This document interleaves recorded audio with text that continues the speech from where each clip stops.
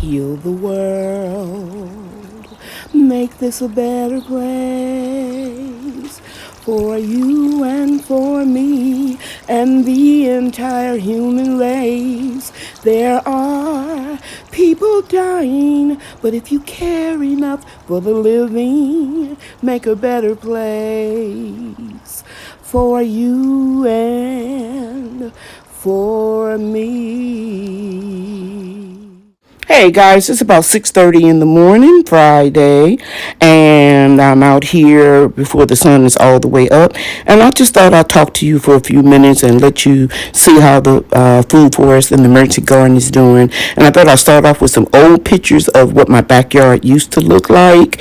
And I used to just pay a landscaper to come in and do the lawn, and I just took care of the flowers and the vegetable garden and fruit. And you can see I didn't have a lot of fruit trees. I don't think I had any at this time. I had some, but I had them cut down after my husband passed away. Anyway, because I couldn't handle it. So this is what the yard used to look like, and just want to show you briefly the evolution of the food forest. I just started laying down cardboard and putting wood chips on it to eventually smother the lawn because the landscapers was eating my vegetables and my fruit. So my backyard is now off limits, and there used to be a crepe myrtle tree that I had to take out at some issues, and this is what my muscadines is covered with now. This cute little bench, you can't tell it, but that's what everything used to look like. So slowly but surely, it took me like 6 years to create my food forest, but I'm very, very happy with the progress and how it looks today. And every now and then I like to look at some old photos and walk down memory lane, and it just makes me really appreciative and grateful for how far I've come, especially since I did the majority of this work myself. And what was too heavy for me, I paid somebody else to do it. Okay, so let me show you what's happening in the food forest right now. Let's get started. Guys, I want to show you something. I pulled the marigolds in this half wine barrel, and you can see we're growing. It's still growing, and way down in the soil are my tulips that will come back in the spring. I'm going to zoom in a little closer, and I'm going to show you that I sprinkled some of the marigold seeds in here. This is just a few days ago, and they're up already. So we'll have a nice bouquet until we get our first frost. It's raining. Well, we are finally getting the rain that we've been praying for. It's now the birds can drink. Coming up on my patio. But it'll seep down. I sure wish I could have got the wood chip spread in that pathway right there. But it's okay. Can't do everything. Hey, I brought my plants in the house because I don't want them to get too wet. My little seedlings. And I rounded off everything. All of my seedlings are planted. I did spinach. What else, Bria? What else did we do? We planted those and they're gonna grow. Spinach. It was the last of those seeds, so I put the and the spinach. Bloomsdale spinach. And we did 4 6-packs of golden beets because we like those actually better than the Detroit red. But I'm all done. The only thing that I haven't planted that I want to plant is broccoli, cabbage, and cauliflower. And the reason why I didn't plant them is because the seeds is because every time I try to start seeds outside in the summer for the fall and winter, those brassicas have a hard time and they try to bolt actually before they form. And I don't want to put them in the grow room because the grow room is cold because the air conditioner is on and that's the coolest room in the house. But I think since I work so hard on growing the majority of my seeds, I am going to treat myself to cabbage, broccoli, and cauliflower. How did these plants grow when you already pulled the plants? That's a very good question. That's why I decided to videotape you after you asked me a question, Brian, because these are our heirloom zinnias. Just a minute, Bria, just a minute. And after the plants died back, and they weren't producing any more blooms, I pulled them up like you saw me do. But I took the seeds of the flower and I just sprinkled some down there in the soil, and then they grew back. See, here's another one growing. So all of these are the second generation of the original seed. So that's a good thing. You save a lot of money when you grow from seeds. Okay, Brian, you see right between these two baby pear trees, this is where we're going to put this comfrey. We're going to plant it in this raised bed, and that way we can just cut off some of the leaves, chop and drop them, and we'll have right here. Yeah, just Brian, just push the dirt back with the rake. In fact, give me the rake. Let me have the rake. You go get a little shovel right behind you on the potting table. Hurry, so I don't have to add so much. Stop that. Now dig up a circle. Push it to the side. Dump it. Very good. We'll come back, guys, when he has the hole dug out. Down in the hole. And now Brian is just pushing the soil up around the comfrey plant. Something looks weird. What is this? Oh, something from a plant. See, I'm just taking my hand. I really don't need a shovel, but you need to get over there and get behind it. Okay? And then we'll cover up the whole bed with wood chips when we're finished. Right behind it, over in this corner. See what my finger is? Look at my finger. Look at my finger, please. Put some right there. Some soil. Push it up close to the plant. Very good. Thank you, Brian. Thanks for helping me. This is my neighbor's fence. They planted their trees too close to the fence line, and every year they have to come over and trim all of the large limbs, and they don't really get up the debris neat as I would, but I'm not complaining about that. I'm only showing you this for a reason. I'm gonna walk back. I'm in the driveway of my home, and I'm just gonna show you how far the plants, pardon me, the branches of the trees lean over, which is a large amount. So I don't wanna, and that's my property right there to the right by that car. My son's selling that car, and I told him he can park it here. But you can see all of those branches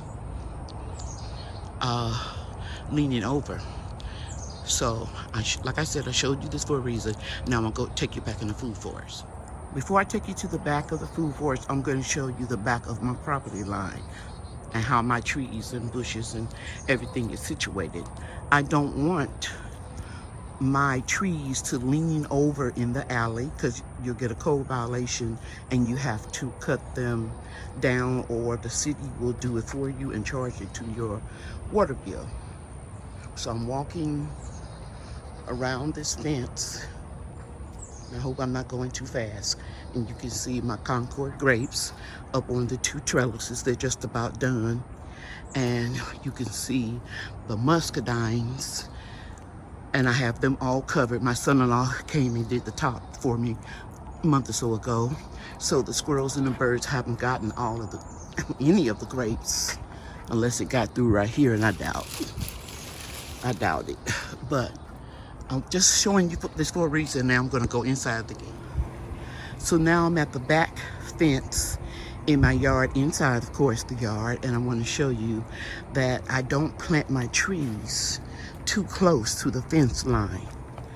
And by the way, today is Thursday, July 30th, and my grandchildren and I shovel a lot of these wood chips right in here, and we drug two of these apple trees, because we have already harvested all of the apples, and they'll be planted a little further apart, but they're going to go in the ground. The only tree that will be planted several feet from the fence line is the pecan tree, and it's a volunteer, and you can go back and look at my videos, and you'll know when I found it growing 3 years ago in my citrus trees I had brought inside the house. Now this tree is 7 feet tall. because my privacy fence is 6 feet. Now, I know it'll be many years before we get any pecans. I don't know if they're going to be true to the pecan that was attached to the little sapling or not, but I'm growing it anyway, guys, because it's free and it's fun. And I also have 2 more little saplings that I have potted up, and I'm going to plant them right over here on this mound of wood chips that was a hugelkultur that broke down. So we'll dig down in there real deep, and we'll plant the 2 pecan trees about 3 feet this way away from the fence, maybe 4 feet. And right over here in this corner, these are some grapevines. These are Thompson seedless grapes that I planted. I kept getting a fungus. I cut them all the way down. I guess I didn't hack them up enough or dig up the roots. They won't stop growing. So you know what I'm going to do? Since it didn't get any bad fungus this year, I'm going to go ahead on and stake up some type of cattle panel trellis. I don't know what I'm going to do yet, but come spring, I will go ahead and get these grapevines. There's 5 of them starting there. 1, 2, 3, 4, 5. And I mean, they're spreading everywhere. And what's dying on that tree right there, apple tree, is some of the grapevines that I had pruned off. And so all of this is my field of comfrey. It will get chopped down soon. We're going to do chop and drop. And here are more trees. This is in a 40-gallon container. Here is a 20-gallon container, another tree, apple tree. And like I said, this is just grapevine. See there? And we have a pear tree here in the ground. And the wind knocked down some of the pears, but they're growing bigger. We still have 3 of them. And I'm going to let this tree get as tall as it wants to be. You see a little browning on the tip of the leaves. This is the tree I've had for 3 years, and I had fire blight. And I cut this tree all the way down, but it still continues to grow. So I think it's supposed to be here. These are the only apples that I have left in the food forest on this tree. And Bria comes over and she inspects them. And when they get this color, golden delicious, all over, I let her pick them. So we have Concord grapes right here. We have 3 vines, 1, 2, 3. And over here, all bagged up, are the muscadines. This is what I'm going to make my wine out of this year. And then we have perennials. We have that come back every year. We have the Mexican petunias. And I planted some comfrey around this Santa Rosa plum tree. And I think I need to tie a stake to it to get it. Maybe I'll just tie it right here. It has outgrown it. There's some corn in that back portion of the fence, and white hibiscus. And the grapevine smothered out my watermelon. Didn't get enough sun. And there's more comfrey. Let me show you. There's more comfrey right here. Okay. And I'm going to be digging some of that up, and I will be planting it around the trees. Okay, so where should I start? Here is my most beautiful tree in the food forest, my food persimmon, and we're going to get some fruit off of that this year. And right here is my largest tree. Believe it or not, it is a dwarf tree. It is a gala apple. Huge dwarf tree. And I can hardly walk in here. I had to move my 3 pawpaw trees. Here's one here and one here. You see how crispy they were getting? They were getting too much sun, so I put them over here where there's a lot of shade from the pomegranate monster of a tree and the gala apple and the fuyu. We do have some pomegranates. As you can see, there are 3 right there. And here's one that's almost ripe. And we have some others. They're all in this tree. And then right in this row here, we have a pear tree that's doing well. This one never got blight. And then we have an apple tree here. And then we have a Metheny plum tree. See in the blue half 55-gallon barrels. And then this is my tea garden. This is where I get all of my hibiscus flowers for my tea that lowers your blood pressure. And I'm also incorporating them into Lady Cheryl's products because they have a nourishing property, a mucilage that retains moisture in your skin and in your hair. And then right over here, let me show you this one first. This is a Yates persimmon. It was just a little stick about this big. And it's growing slow, but it's strong in the middle of all these wood chips. The corn, when we had that windstorm, remember guys, I showed you? So some of it's not gonna make. Some of it is. The kernels are getting fatter and thicker. So whatever I get, that was a lizard. I'm not going to be disappointed. That's a nice size one there. But as you can see, it's leaning because this one is lean. So a lot of the corn, because of the windstorm, got knocked down. But I said I'm not going to peel it up. And you know what? Look at here, guys. If we hadn't had that windstorm, I would have gotten 3 ears of corn from this one stalk. Maybe I can tie it up and it'll keep growing. I don't know. I'll try. And see the corn over here?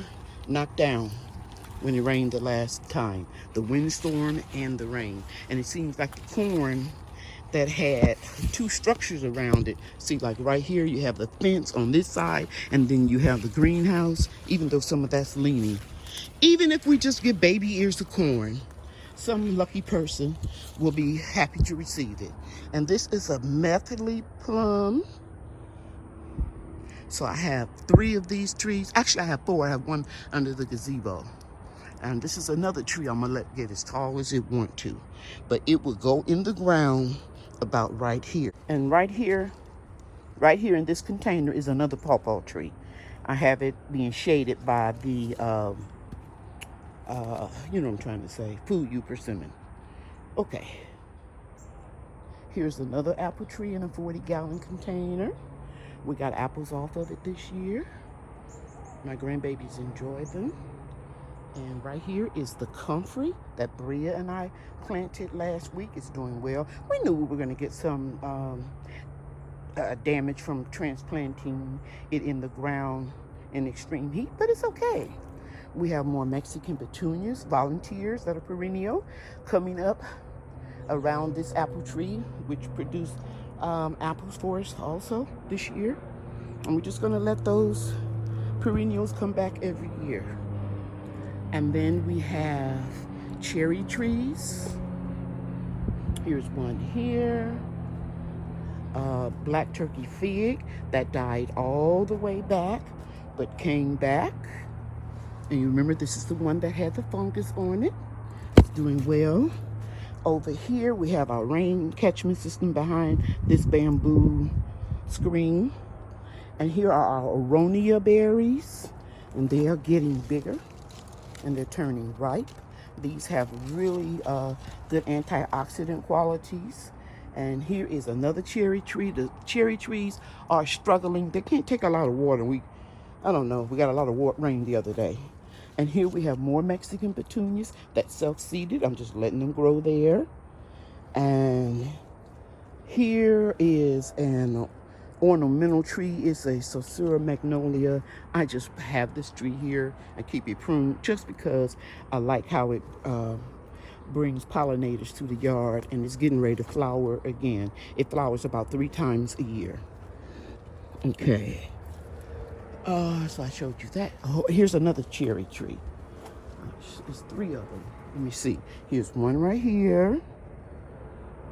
They will be going in the ground in the fall. And there's one right there next to the Gala apple tree. And then there's one right there that's turning yellow. It's not a deficiency. Trust me, guys, it is too much rain. Here we go. We have elderberries right here. And right here. I'm gonna let those go ahead on and grow, and I'll trim them back in the spring. And then we have jujube. And I'm gonna let this one go as tall as it want to, because it can shade out the patio. And then we have my Aunt Lois, Aunt Lois, yeah. That's my Aunt Lois hibiscus. I don't think it's gonna bloom this year. And more echinacea and sweet potatoes. Of course, those are the sour sops right in there. And we have ginger and plum tree. Now, it's not doing too well. Right here, we've got beets growing. We've got the cylinder beets, and they're red, and they're coming up. You saw my little grandkids, and I sowed these seeds the other day. They're coming up. And over here, we planted the gold delicious beets and red beets over here. I want to show you something right behind me. I know I meant to show you something. It crossed my mind. Oh, a lot of echinacea. And I don't plant these. I planted them one time. I had 2 little plants. And I just let them do their thing. I don't pull them up. I let them die back. I let the seeds scatter. And wherever they come up, they come up. And there's some over there by that pecan tree as well. This Swiss chard has been growing a year. This Swiss chard right here, I planted about 3 or 4 weeks ago. And you see a zinnia succeeded itself in that plant. Here is my 4-year-old California Wonder pepper plant. And here is the 1-year-old. It's not doing too good. I probably need to feed it. More Swiss chard I planted about a month ago. It's doing wonderful, even in this heat. Here are the 2 pecan trees that I'm going to plant at that back fence in the hugelkultur. Sweet potatoes growing here. The mimosa tree. I know mimosas are invasive, guys, but I'll put them in the back corner of my food forest so that it'll attract pollinators. Here's turmeric growing right here, turmeric growing there, more sweet potatoes, another mimosa tree. I'm gonna dip over here and show you the wind knocked down one of my eggplants. The peppers are doing good. I'm gonna go in closer so you can see. Somebody's gonna get these peppers real soon. Those are emergency garden food I'm giving away. And we do have some strawberries are burning up, but they'll come back. They're burning up. Here are my stone fruit. Except for that Santa Rosa plum I showed you. Here are 2 Red Haven peach trees and the Sun Glow nectarine. It produced fruit. It was delicious. Delicious. I had fruit for the first time off of this tree. I had an apricot tree, but it died. Okay, so now look how large that brown turkey fig. And this isn't highlighted. This is actually, I minimize. If I go normal, this is what it looks like. It is huge. It was a pencil cutting that just grew and grew and grew. And I mean to tell you, it's loaded with figs. Here are the flowers Brian was asking me about the other day. Here are more perennials.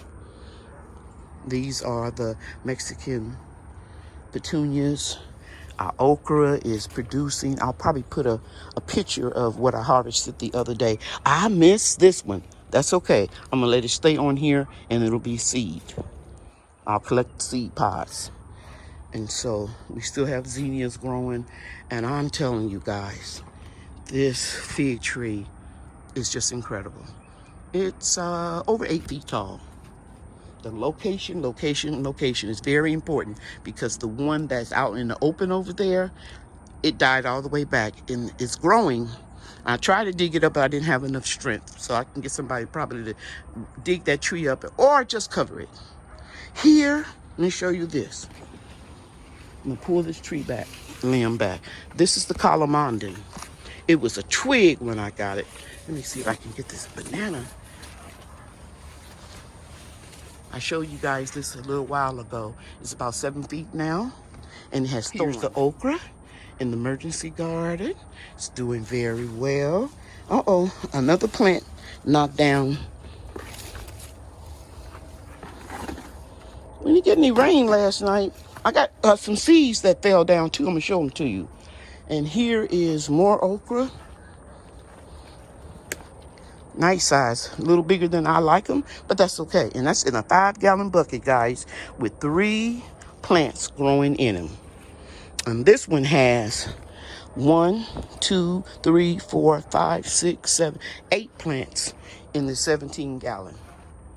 Banana plants are doing good. I'm waiting every day for it to drop a flower. They're growing like crazy. You can see where I start snapping off some of the leaves, pull them back. Just got to get out here and cut them. Anything that you see yellow, I cleared this all out, hoping that it will not take up so much energy and hurry up and drop me a flower or two. And over here, I always go by too fast, are my limes and lemons. See them? And I have 4 of them, 2 Mexican key limes and 2 improved Meyer lemons. There's an elderberry over here, a mulberry tree right here. And behind me, here's another elderberry. It's not doing too well. I want to give this to my daughter so she could plant it in her backyard for my grandbabies. Sweet potatoes are doing pretty good. You can see they're still growing up. I'm gonna take some of these leaves off and stir fry them so I can have a good treat, because I love to eat the leaves. They taste like spinach and sweet potatoes all at the same time. Okay, you remember when the wind broke my I'm trying to say, my sugar cane? I propped it up with these trellises, but it's gone. It's not going to work. It broke it off at the root. So that's okay. My grandkids tasted it. This one looked like it's trying to hang on. I'll let you know. But so yeah, you have successes and you have failures. I had my cassava, my sugar cane, and my corn really got in bad shape after that really bad storm we had, windstorm. Now we're going into the greenhouse. And here is some more Swiss chard that I planted about a month ago. And if you remember a few days ago, I showed you a video where I had some peas in here. I put them into pots. And every time Bria and Brian come over, they just freak out when they run to the greenhouse to see how well the peas and beans that they sowed with me. And they are doing well. They're starting to climb up the trellis. And you can see the corn from here. And Pepper Place is doing awesome. Absolutely awesome. I strung up some of the peppers to keep the wind from breaking them. We just get a lot of wind in Texas, which makes our insurance, homeowner insurance, a little bit higher than some states, because we get a lot of damage to the property, especially the roofs. So right here is some more ginger.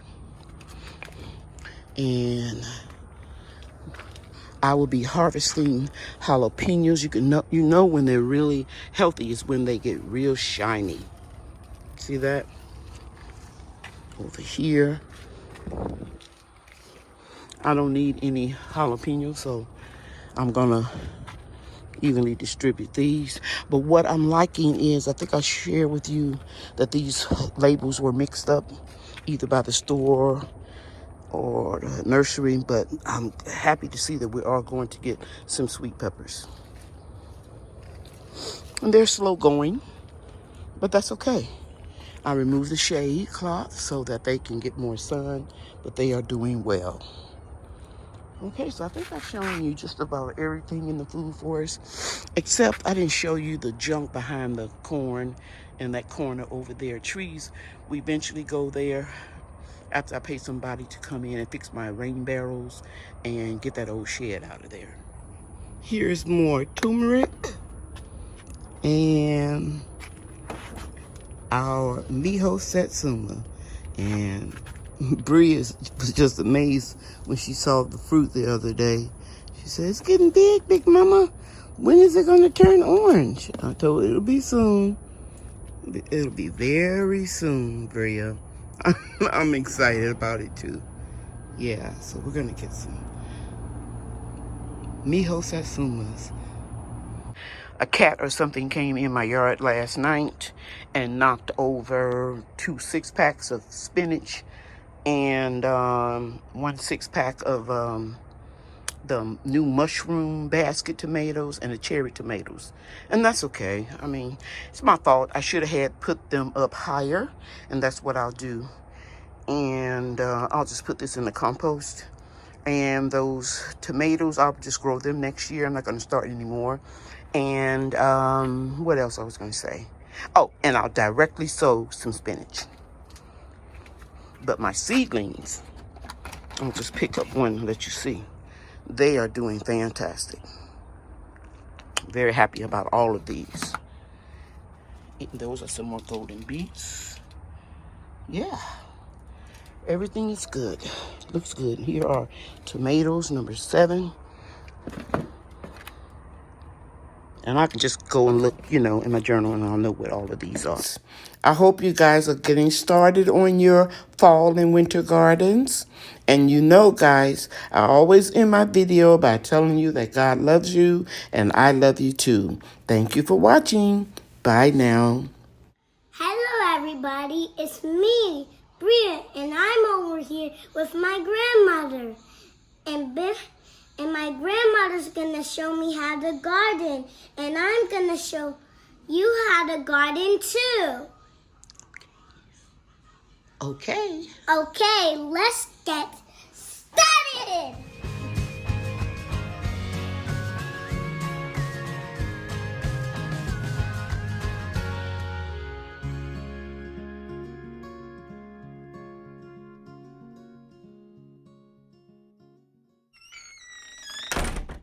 Coming soon. As a matter of fact, it'll be August, the relaunch of Lady Cheryl's products. These products are all inspired by nature for your hair, skin, and spirit, and they are made with love right in my kitchen from my heart to yours.